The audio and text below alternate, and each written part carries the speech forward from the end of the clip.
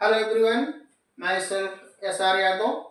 आज की इस क्लास में हम LLB first semester paper fourth law of crime first BNS अर्थात आपराधिक विधि प्रथम भारतीय न्याय संहिता के संबंध में चर्चा करेंगे।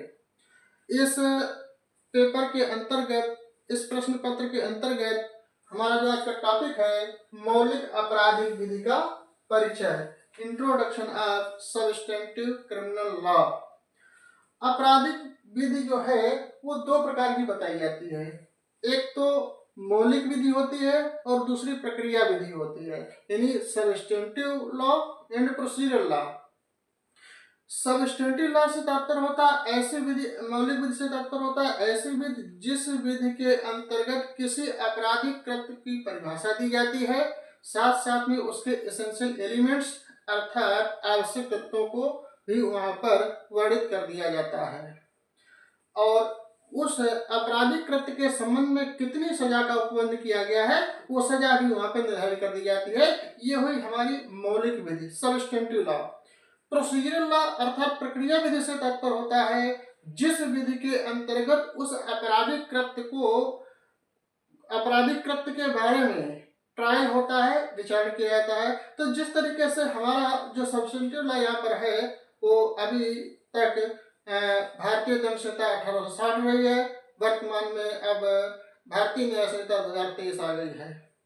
क्रिमिनल लॉ, प्रोसीजर लॉ की जब बात करेंगे तो प्रोसीजर लॉ के अंतर्गत हमारा अभी तक जो था वो दंड प्रक्रिया संहिता 1973 हुआ करती थी और वर्तमान समय में उसके स्थान पर अब भारतीय नागरिक सुरक्षा संहिता 2023 आ गई है। तो इस तरीके से जो क्रिमिनल और प्रोसीजर, क्रिमिनल के अंतर्गत प्रोसीजर लॉ भी होता है और सब्स्टेंटिव लॉ होता है। तो चूंकि हमारा टॉपिक है मौलिक आपराधिक विधि का परिचय यानी इंट्रोडक्शन ऑफ सब्स्टेंटिव क्रिमिनल लॉ, तो इसलिए हम आज आईपीसी अर्थात इंडियन पेनल कोड और बीएनएस अर्थात भारतीय न्याय संहिता दोनों को यहाँ पर उसी संबंध में चर्चा करेंगे। भारतीय दंड संहिता 1860 ये ब्रिटिश भारत में अर्थात अंग्रेजों द्वारा दी गई विधि है, संहिता है। इस संहिता को वर्ष 1860 में यानी 6 अक्टूबर 1860 को अधिनियमित कर दिया गया था। इस संहिता का जो मुख्य रूप से बनाने का जो श्रेय जाता है वो लॉर्ड मैकाले को जाता है। लॉर्ड मैकाले इस संहिता के चेयरपर्सन हुआ करते थे अर्थात अध्यक्ष थे और 3 सदस्य मैक्लियोड, एंडरसन और मिलेट ये इनके सदस्य हुआ करते थे। तो इस तरीके से इन 3 सदस्यों और लॉर्ड मैकाले हैं इनके अध्यक्षता में इस आईपीसी के ड्राफ्ट को तैयार किया गया था, मसौदा तैयार किया गया था और अंततः 6 अक्टूबर 1860 ईस्वी को पारित कर दिया गया था। तो इस अधिनियम को अधिनियम संख्या 45 नाम दिया गया है। जब भी कोई अधिनियम जिस वर्ष में जिस सीक्वेंस पर उसको अधिनियमित किया जाता है, पारित किया जाता है, तो उसको वही नंबर अलॉट कर दिया जाता है अधिनियम संख्या के तौर पर। कहने के तात्पर्य जो भारतीय दंड संहिता 1860 में बनकर के तैयार हुई थी वो 45वें नंबर पर बनकर तैयार हुई थी, इसीलिए इसका नाम पड़ा भारतीय दंड संहिता 1860 और अधिनियम संख्या 45। और इसका प्रवर्तन जो हुआ था 1 जनवरी 1862 ईस्वी में हुआ था, यानी बनकर के तो 1860 में तैयार हुए थे बट उसको तुरंत इन्फोर्स नहीं किया गया था। इसका इन्फोर्समेंट जो हुआ था 1 जनवरी 1862 और जब ये बनकर के तैयार हुई थी इसके अंतर्गत कुल 23 अध्याय एवं 511 धाराएं हुआ करती थी। तो इस तरीके से हमारी जो आईपीसी अर्थात भारतीय दंड संहिता 1860 तैयार हो गई थी।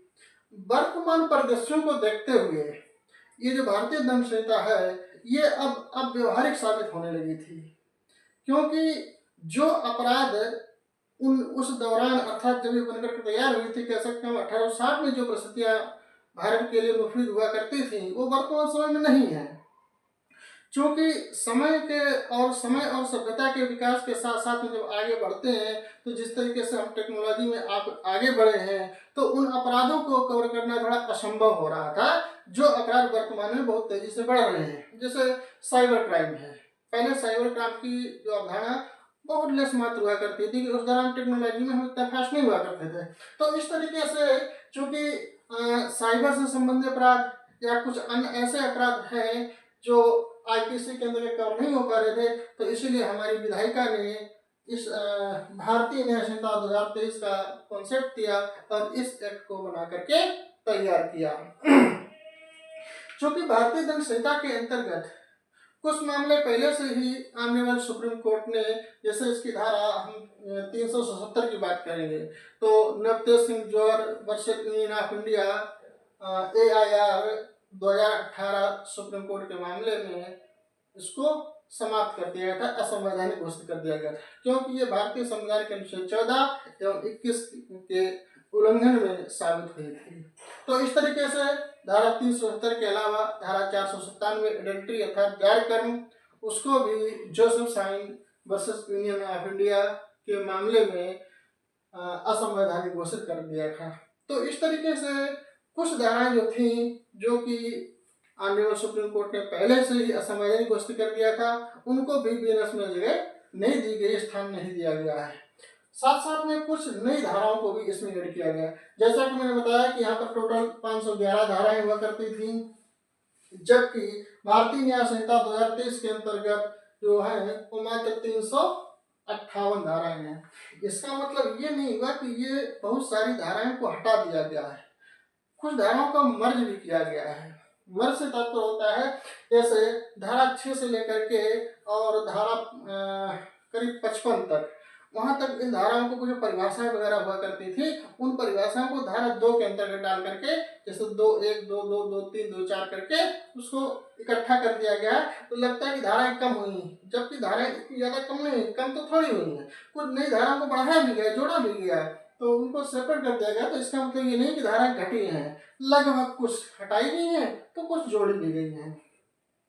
तो इस तरीके से भारतीय न्याय संहिता 2023 जो है वो 1 जुलाई 2024 को प्रवर्तन में आई। 1 जुलाई 2024 को ये प्रवर्तित हो गई थी। इसके अंतर्गत कुल 20 अध्याय और कुल 358 धाराएं थी, और ये भी अधिनियम संख्या जो है वो 45 ही रखा गया। इसको भी अधिनियम संख्या 45 रखा गया क्योंकि वर्ष 2023 में ये अधिनियम संख्या 45वें नंबर पर ही पारित किया गया था, इसलिए इसका नंबर वही बना रहा। तो इस तरीके से हमारा मौलिक अपराध विधि के परिचय के अंतर्गत introduction of substantive criminal law समाप्त होता है। धन्यवाद, नमस्कार।